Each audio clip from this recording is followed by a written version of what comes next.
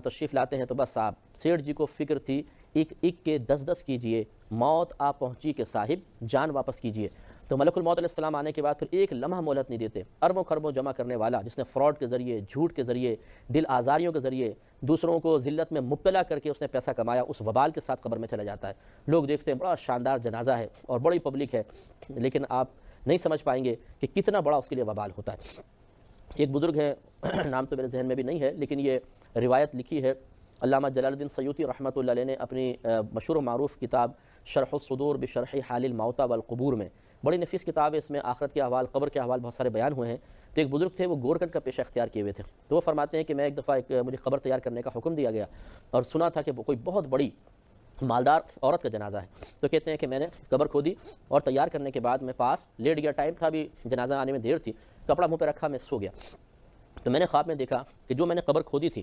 اس کا پڑوسی جو مردہ تھا وہ مجھے کہہ رہا تھا کہ خدا کے واسطے یہ جو جنازہ آ رہا ہے نا، اس کو یہاں دفن نہ ہونے دینا، یہ آگ ہے جو ہمیں بھی تکلیف دے گی، اس کو یہاں سے کسی طرح دور کر دو۔ تو کہتے ہیں میری ہڑبڑا کر آنکھ کھل گئی، میں انتظار کرنے لگا، دیکھا ایک بہت بڑا جنازہ آیا اور وہ سنا تھا کہ بڑی مالدار عورت کا جنازہ ہے۔ تو کہتے ہیں چونکہ مردے نے مجھے کہا تھا تو میں نے حکمت اختیار کر کے کسی طریقے سے فٹافٹ دوسری قبر کے اندر اس کو منتقل کروا دیا۔ پھر میں لیٹا، مجھے غنود کی طاری ہوئی تو اس مردے نے میرا شکریہ ادا کیا اور کہا کہ ایک وہ جنازہ آ رہا ہے، اسے یہاں پر دفنا دینا۔ میری آنکھ کھلی تو میں نے دیکھا کہ ایک جنازہ ہے جس میں صرف 4 ہی افراد ہیں اور کوئی اس کے ساتھ نہیں، غریب کوئی آدمی تھا، اور بتایا گیا کہ یہ غریب مسافر تھا، ہمارے ادھر آ کے اس کا انتقال ہو گیا تھا، تو ہم نے اس کے سب چندہ کر کے تجہیز و تکفین کا اہتمام کیا اور اس کو لے کر آ رہے ہیں۔ وہ تھا نیک، تو اس کو پھر فرماتے ہیں میں نے اس قبر میں دفنایا۔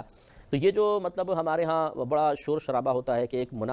گندے کام کرنے والا آدمی ہے، فراڈ کر رہا ہے، سود، رشوت، یہ وہ سارے اس نے کام کیے ہیں، لیکن اس کے جنازے میں پبلک بہت زیادہ نظر آتی ہے اور بڑے بڑے لوگ، شخصیات نظر آتی ہیں جن کے نام لیے جائیں تو پوری دنیا شاید ان کو جانتی ہوگی، لیکن کیا واقعی وہ قبر میں جا کے راحت پائیں گے، اس کی کوئی گارنٹی نہیں ہے۔ ہوتا ہے کہ بعض اوقات انسان غلط کام کرتا ہے اور پھر قبر میں جانے کے بعد اس کا خمیازہ بھگت رہا ہوتا ہے، ہم اس پہ رشک کر رہے ہوتے ہیں لیکن حقیقتاً وہ قابل رشک نہیں ہوتا۔ لہٰذا یہ شیطان جو ہے اسی طریقے سے امیدیں دلا کر ہمیں اللہ کی یاد سے غافل کرتا ہے اور غلط کاموں کے جواز کی دلیلیں فراہم کرتا ہے، یہ بھی جائز ہے میرے لیے، یہ بھی جائز ہے، یہ بھی جائز ہے۔ جیسے یہ اس قسم کی بوگس دلیلیں کہ یہ سبھی کر رہے ہیں ہم کر رہے ہیں تو کیا ہوا، یہ کوئی دلیل ہے کہ سبھی کر رہے ہیں ہم کر رہے ہیں تو کیا ہوا؟